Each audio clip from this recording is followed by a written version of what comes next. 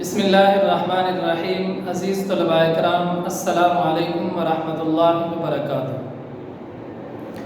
آج ہم 9th class اسلامیات کا لیکچر نمبر 10 پڑھیں گے۔ ہمارے آج کے لیکچر کا عنوان ہے تعارف سورہ انفال۔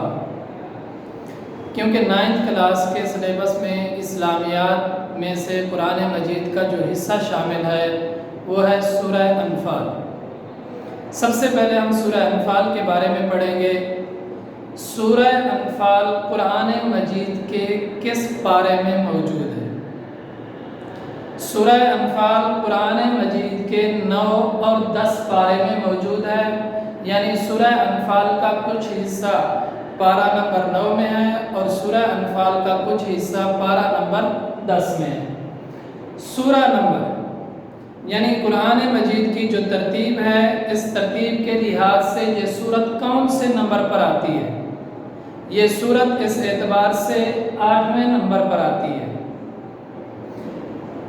کل آیات، سورہ انفال کی آیات کی تعداد کیا ہے؟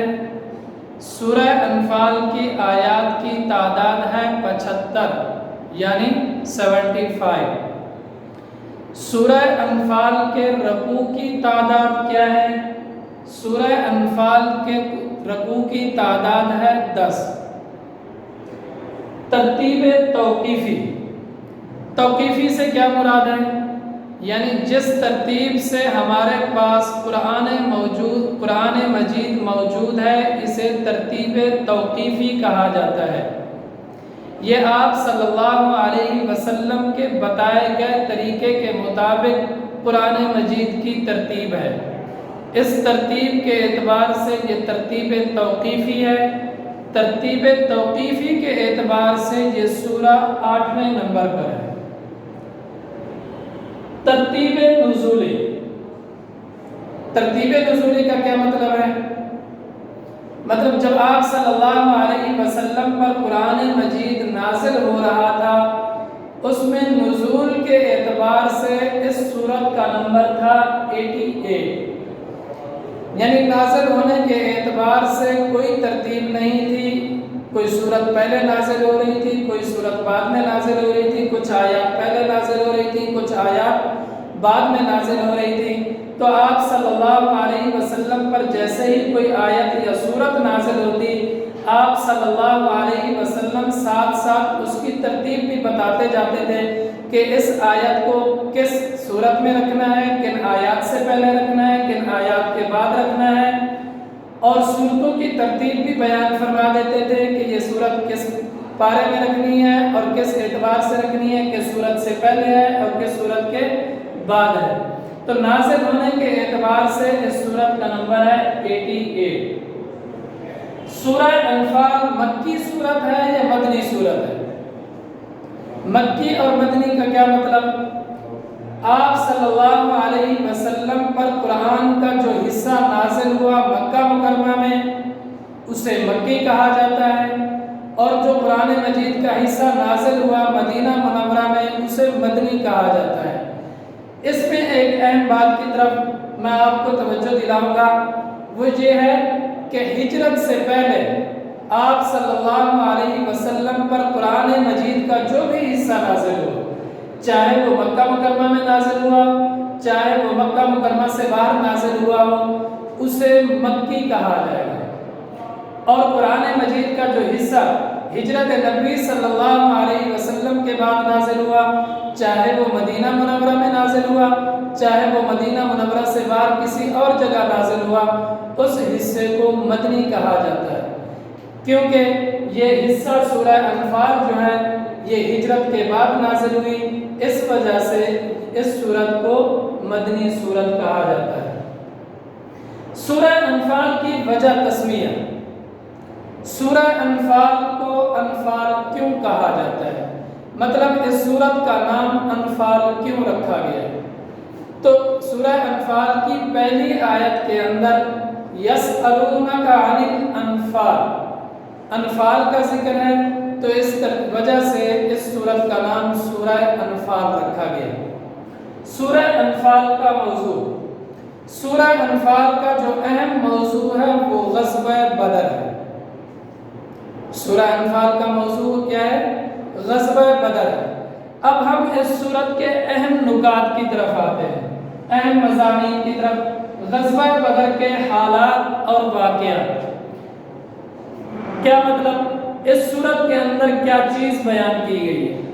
اس سورت کے اندر مسلمانوں کے حالات ہیں، جنگ سے پہلے کے، جنگ کے دوران کے اور جنگ کے بعد کے، اور مال غنیمت کی تقسیم کے احوال ہیں۔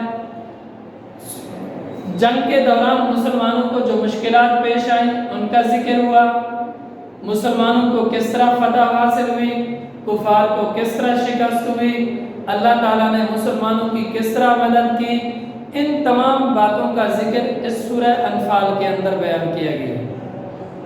مال غنیمت کی تقسیم اہم موضوع تو ہے، غزوہ بدر کے احوال و واقعات، تو اس کے اندر مال غنیمت کی تقسیم کو بھی بیان کیا گیا ہے۔ مال غنیمت کسے کہتے ہیں؟ مال غنیمت اس مال کو کہتے ہیں کہ جنگ کے بعد کفار کا جو مال مسلمانوں کے قبضے میں آ جائے اسے مال غنیمت کہا جاتا ہے۔ تو مال غنیمت کو کس طرح تقسیم کرنا ہے، اس کی وضاحت بھی اس سورہ انفال کے اندر کر دی گئی ہے۔ ہجرت و جہاد کے فضائل، اس سورت کے اندر ہجرت کے بھی فضائل بیان کیے گئے ہیں اور جہاد کے بھی فضائل بیان کیے گئے ہیں۔ جہاد فرض ہونے سے پہلے ہجرت مسلمانوں کے لیے سب سے بڑا عمل تھا۔ کیوں سب سے بڑا عمل تھا؟ اس لیے کہ مسلمان اس وقت کم تعداد میں تھے، تو اپنے ایمان کی حفاظت کے لیے اللہ تعالیٰ نے اسلام پر عمل کرنے کے لیے مسلمانوں کو حکم دیا کہ تم کسی ایسے علاقے میں چلے جاؤ جہاں پر تم اپنے دین پر آسانی سے عمل کر سکو۔ تو جہاد فرض ہونے سے پہلے ہجرت سب سے بڑا عمل تھا۔ اسی وجہ سے فرمایا گیا کہ جو لوگ ایمان تو لائے لیکن ہجرت نہیں کی وہ تمہارے جیسے افضل نہیں ہو سکتے جب تک وہ ہجرت نہ کرے۔ جب وہ ہجرت کر لیں پھر ان کا مقام و مرتبہ بھی ان لوگوں جیسا ہو جائے گا جنہوں نے ہجرت کی ہے۔ اسی طرح جہاد کے فضائل بھی بیان کیے ہیں کہ اللہ تعالیٰ کی راہ میں شہید ہونا، اللہ تعالیٰ کی راہ میں مال خرچ کرنا، اس کے کیا مرتبے ہیں، کیا درجہ ہے۔ جو اللہ کی راہ میں مال خرچ کیا جاتا ہے اس کا کیا فضیلت ہے، اس کا کیا بدلہ ملتا ہے۔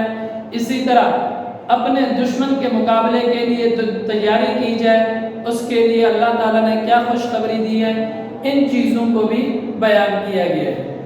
قیدیوں کے ساتھ حسن سلوک،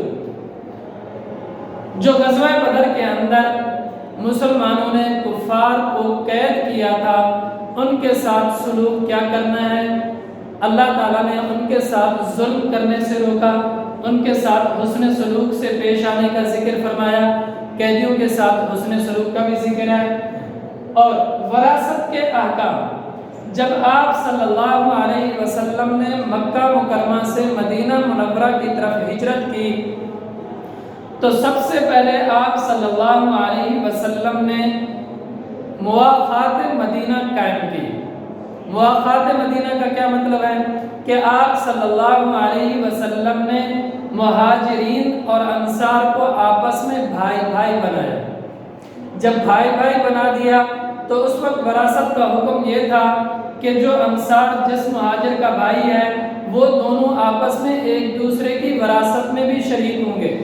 لیکن بعد کے اندر جب اسلام پھیل گیا، مسلمانوں کی تعداد زیادہ ہو گئی، پھر اس کے بعد اس حکم کو منسوخ کر کے اللہ تعالیٰ نے پھر وہی حکم برقرار رکھا کہ وراثت کا وہی حقدار ہوگا جو اس کا اصلی رشتہ دار ہوگا، یعنی جو اس کے خون کے رشتہ دار ہوں گے وہی اس کی وراثت کے حقدار ہوں گے۔ یہ وہ اہم مضامین اور اہم باتیں تھیں جو اس سورہ انفال کے اندر بیان کی گئی ہیں۔ انشاءاللہ اگلے لیکچر کے اندر ہم سورہ انفال کی ابتدا کریں۔ السلام علیکم ورحمۃ اللہ وبرکاتہ۔